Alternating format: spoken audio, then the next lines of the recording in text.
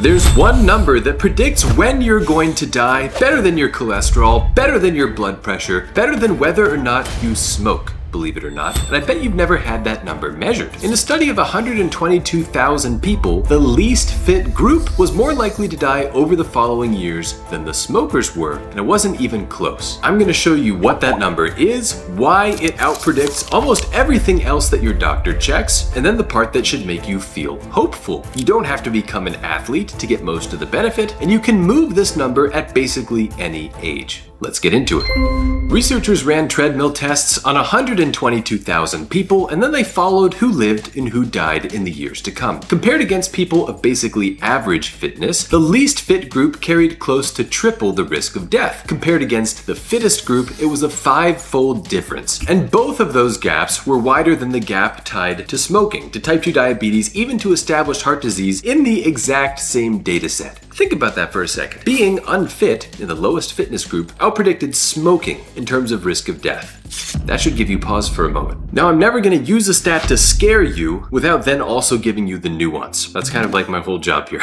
So let's be very clear about the fine print. This was an observational study, like a lot of studies are. What that means is this can show you a strong association, but it can't, on its own, prove that getting more fit or being more fit is what saved those people's lives. I'll come back to how seriously to take the causal story here because it holds up better than you might guess. But even the cautious interpretation of these data is striking. One measurement lined up with whether people were alive in 10 years better than almost anything else that a doctor routinely checks, and most people have not had it measured. That measurement is your VO2 max, the maximum amount of oxygen your body can take in and use when you push your body hard. I think of it as like the size of your engine, and having a bigger engine means your heart and your lungs and your blood and your muscles are all better at the job that keeps you walking up the stairs at age 90 without stopping halfway. Now, you don't need to memorize like what are the units of VO2 max. All you need to know is 3 things. Number 1, it's measurable.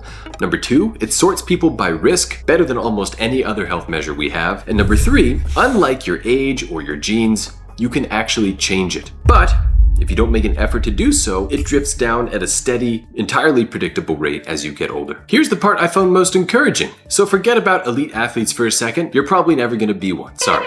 I believe in you, but not that much. But the good news is you don't have to be an elite athlete, because in that same study, people who were just in the above average fitness category had a 64% lower risk of death compared against the least fit group. These weren't Olympians, these were the people who were just over average. There's no pill on earth with an association for a benefit that size, and this one is free in terms of the monetary cost, and the smaller moves count too. Going just one level up from the least fit group into the below average group was tied to about halving the relative risk of death.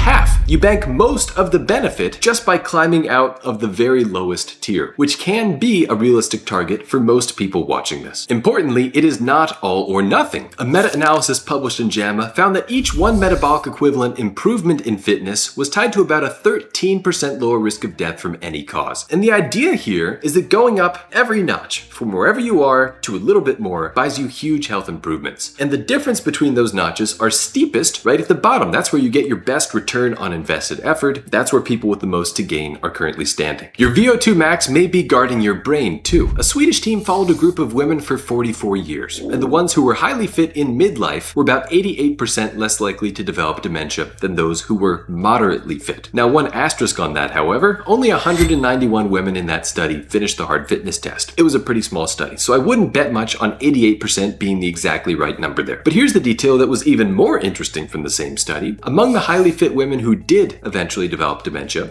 it showed up on average 11 years later at age 90 instead of 79. That's 11 extra years with a clear mind. Now, the catch that I have to be honest about, and this is why so many people hit their late 60s or late 70s and suddenly find that the stairs and the grandchildren both got harder to keep up with. After about age 25 to 30 or so, a sedentary adult loses about 10% of their VO2 max per decade, and it accelerates later on. Now, by that point, your engine, your metaphorical engine, has been shrinking for 30 years, perhaps without you ever measuring it. Stay with me though, because this is where it gets optimistic. Training does 2 things. Number 1, it roughly halves that rate of decline. And number 2, this is the cool one, and people just starting out, you can win back ground that was previously previously lost. In a meta-analysis of 41 trials in previously sedentary adults with an average age over 60, an aerobic program raised VO2 max by about 16%. 16% improvement. And people who had spent years on the couch, many of whom had long since decided that exercise was perhaps for other people. Capturing that gain, that 16% gain, that's like taking back a decade or more of decline. And you don't need to do intervals or go to the gym to start. In a study of 416,000 people, just 15 minutes per day of brisk walking was tied to 14% lower risk of death from any cause and about 3 extra years of life compared with being inactive. A separate pooled analysis found that even doing less than the recommended minimum was tied to about 20% lower mortality compared to doing nothing at all. Going from nothing to even doing very little, even if you're not at the recommended weekly minimum, is a major health benefit. If you want to go deeper here, every study I'm talking about is discussed with some more nuance in the full write-up on my Substack, which is described here in the description. So you can check me out, you can read the full piece if you feel like this is important for you. Now, 2 practical questions. Number 1, what is your VO2 max number? How can you figure it out without going to a fancy lab? And number 2, what is the fastest way to raise it? There's good answers to both of those questions. To answer the first one, there are 2 field tests that you can do this week. For example, one of them takes exactly 12 minutes, wherein you see how far you can go on a flat path in 12 minutes, and then you plug it into this calculator that I discuss in the newsletter. On the second question of how to raise your VO2 max, you will be not surprised to learn that the answer is to do some cardio training. But if you want the nitty-gritty details, including the Norwegian interval session that was shown to beat steady cardio in a head-to-head research study, that's described in detail as well, along with the no intervals walking only path for people who don't think they're going to do a Norwegian 4x4, in addition to the 4 mistakes that can waste months and the role of genetics in all of this. All of that is in the full essay with every claim linked. Here's the bottom line. You can spend hundreds of dollars a month chasing longevity in pills and powders with nothing close to this level of evidence behind them for their benefit. Or you can spend a few extra sweaty hours per week raising the one number that outpredicts almost all of them. I know which one I'm betting on. It doesn't come in a tub. You don't buy it monthly. Then it costs nothing in terms of dollars is, I suspect, exactly why you've heard so much less